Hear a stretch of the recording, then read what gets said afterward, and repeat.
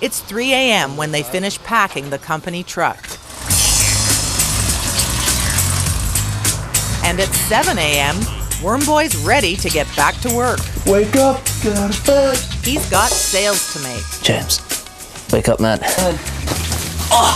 Ouch, that CEO babysitter job should come with danger pay. Tired, Tom. I want to sleep some more. I really do. And so does Caitlin. We don't want to go to work just yet. And when Tom gets to the office, he's more than late. Listen to this. Crap, frankly, is being sent out. The student's sloppy work could be costing him money, so Tom's brought in his managers. Business plans are sent out to investors with upside-down pages and misnumbered. So what's a young CEO to do? Make his managers manage. This problem is all on our heads here. Which means that, Rick, you need to do less meetings and be here more. Same thing, Robin, try to maximize your time in Princeton. But that's something for you to think about and sort out. Later, I heard that the business plans were getting misbounded. Tom goes one-on-one with the kids. You need to be responsible for everything that goes out to the investors, and it'll be your head, right, if it gets messed up. Does Wormboy think counting on student volunteers was a mistake? There's always that worry. But now I can't think of it because they're here, so I can't get rid of them. Time for Tom to quit the babysitting and get to the business of sales. Over the next 2 months, Wormboy and Robin go on a sales roadshow, pitching their eco-friendly plant food to key big box stores. When it comes to one last pitch at America's biggest shopping channel, QVC, Wormboy's worried. QVC is incredibly important. We've met with 7 retailers between the US and Canada, like big ones. We haven't heard any yeses back so far. Tom's desperate for a deal to impress his investors. Are your joints all sore from shoveling the snow? The QVC channel reaches 86 million American homes. And Tom's pitching a new product, an experimental plant jelly, and a better price. I think we can, in the meeting, go down by 20 cents on everything. But that's it. It's great. I mean, this is something that'll help us validate, our sales effort. Cheers. Cheers. Investors should be happy about that. But get this, that new plant jelly Tom just sold? It might not work at all. Yep, the plant jelly's never been tested. You can put this out, but do you have anything that makes any difference?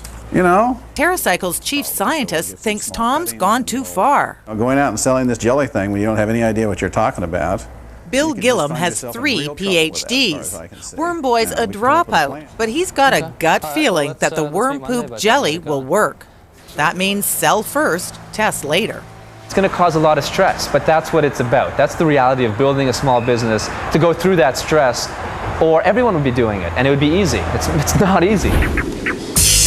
Will the jelly test put more proof in the poop? Can the Wormboy's eco-capitalism sell in a big box world? We haven't heard a yes back from any of the big stores yet. And will his friends come through? Get the clients. Or leave him squirming on a hook? We can make it or break it on this. All that and more after the break. Young Tom Saki shocked his parents, gave up the good life he had at Princeton, and became Wormboy. What we're trying to do is flip capitalism on its head. He's deep into the business of worm poop.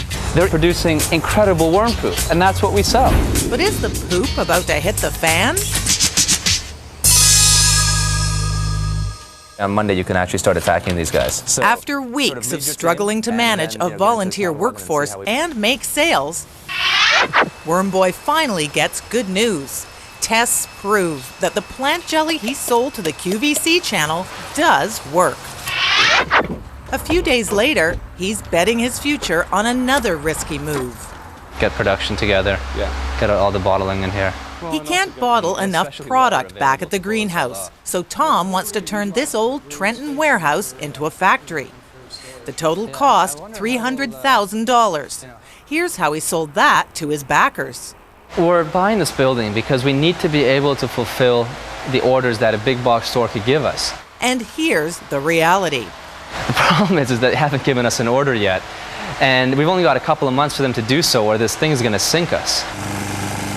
But there's a more immediate problem. Tom's high school buddy Alex and that lawn care program. This kind of thing isn't cool. when it's a client's pool. The problem is he's running it like a high school lawn care company, not like a big business like we need it to be run. Sure, Alex did good bringing back Princeton's grass, but he hasn't brought in many new clients. 30, 35 is the goal. Okay, right. We're at about 20 now. So Tom's counting on Alex for a lot more. But to get it up to like 200, say, that's almost a client a day. Right. All right? So what is your, like, how are you going to do that? So he puts on the pressure. Get the f***ing clients. Go out and get clients. With Worm Boy's expectations, does his business really have room for his friends? It's a good question whether Al's the right person to be running this. He's a good friend. I don't know if he can pull it off. The friends question is about to get more complicated. Remember his pal Robin, the sales VP? He's been trying to make a sale to Home Depot, but is baffled by one of their forms. Do you know what like the normal thing to do there is? You know, I honestly don't. Robin doesn't actually have any experience with big box stores, and that's putting the squeeze on Worm Boy. The issue here is that Robin's one of my best friends, and all the existing investors are saying, well, why is he your head of sales? Why don't you fire him and bring someone else on? You can't just say, well, okay, thanks a lot for the past 2 years of sleeping on the floor and getting this company built, but now you're not the right guy for the job, so take a hike and I'll find a new sales guy. Tom will stand by Robin even as TerraCycle's bank account falls. 2 months later, they're in Toronto and they're desperate because they barely have enough money left to cover next month's expenses. Which is potential, right? I mean, we've been selling potential for a while and we'd have to start selling reality very soon, and that it's just not there yet. Somehow, though, in front of these big-time venture capitalists, Worm Boy and Robin suddenly remember how to look on the bright side.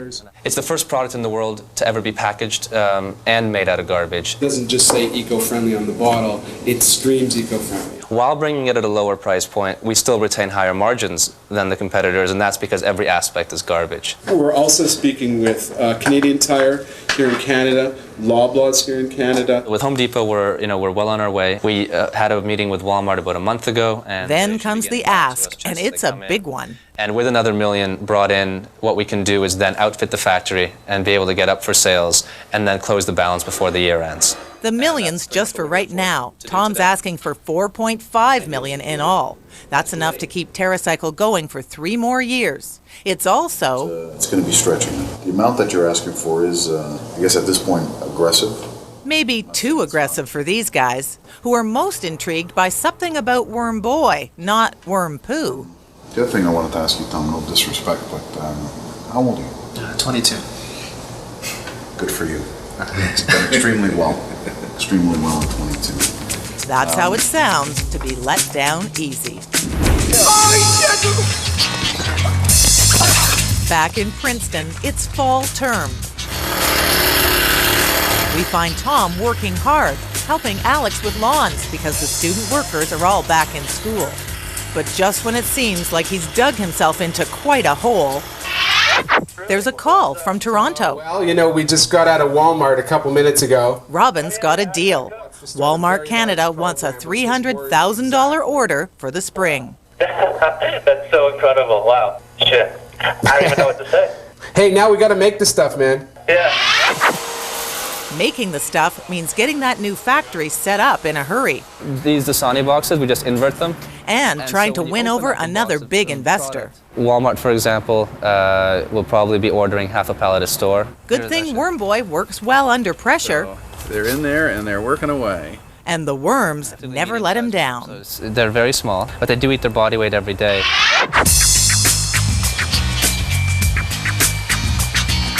Maybe quitting Princeton wasn't such a bad idea after all. I would trade 10 degrees for this opportunity.